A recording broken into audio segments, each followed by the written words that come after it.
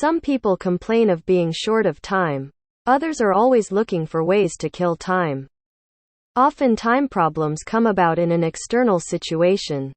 In our work there is nothing for it but to make appointments and fill in schedules. But time problems are based on our fears and desires as well. We are always falling into traps of our own setting.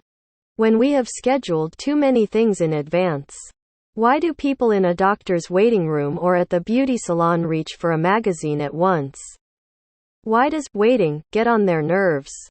Even if they have plenty of time? Why can't they enjoy themselves at leisure to their heart's content with nothing to do? We are afraid of doing nothing because it might make us think about ourselves.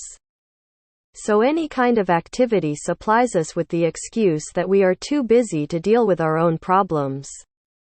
In those days, people who were not very well off would get a travel agency to put them in touch with other people who had cars and were going in the same direction, so that they could share the expenses.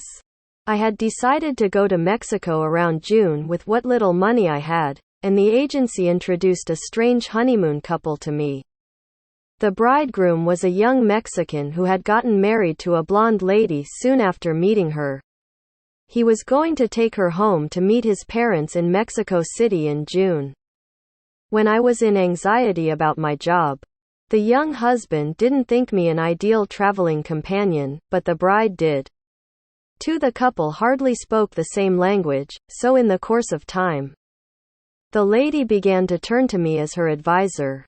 On the long way south, she would often call on me in my motel room to discuss their misunderstandings. During the journey, she didn't seem to be on good terms with him. As for me, however, the role as the lady's advisor seemed to be working out. I never saw this couple or heard from them after I parted from them in Mexico, but some years later the bride sent me a postcard, referring to the wonderful journey we had had together, which also reminded me of many things. Today I'm far from sure that she is happy with her husband, but I wish the couple good luck all the same. When we reflect on the global situations of today even for a while, we surely see that our planet is now in danger. Tropical rainforests are being destroyed in the name of development. And in addition, acid rain is doing serious damage to forests all over the world. People in Africa, Brazil and Indonesia are cutting down their forests to export lumber. Rare plants and animals are in danger of dying out because they have lost their habitats. Grasslands are turning into deserts due to overgrazing. And soil is becoming less productive on account of long exposure to the sun and wind. Now we are also faced by other environmental problems, such as air pollution. It is only too clear that human activities are responsible for these phenomena. It is our duty to make every possible effort to protect the global environment. The human race has availed itself of the environment and destroyed it on a large scale. There is no doubt that environmental destruction is a matter of life and death for all creatures on the earth. Therefore, we can't be too careful in avoiding development that interferes with the balance of ecosystems. How many coffee shops are there in Japan?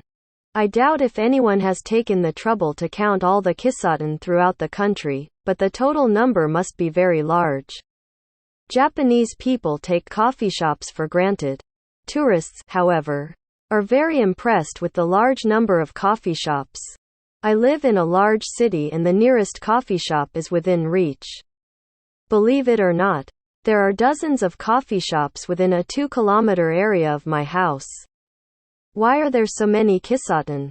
Is coffee, most of all, to their taste? Are they famous for being the world's greatest coffee drinkers, and do they take more pleasure in drinking coffee than any other people in the world? No, I don't think so. The answer is connected with living conditions rather than with drinking habits. I remember reading a British newspaper which said the average Japanese lives in a rabbit hutch. Of course, the newspaper was not saying that Japanese homes were dirty. It was referring to their size. In other words, Japanese homes are quite small on the average in comparison with British houses. Therefore, I think the Japanese substitute kisaten for the living room. Some people make use of kisaten on business. Why don't you try your luck and drop in at one of these coffee shops in Japan?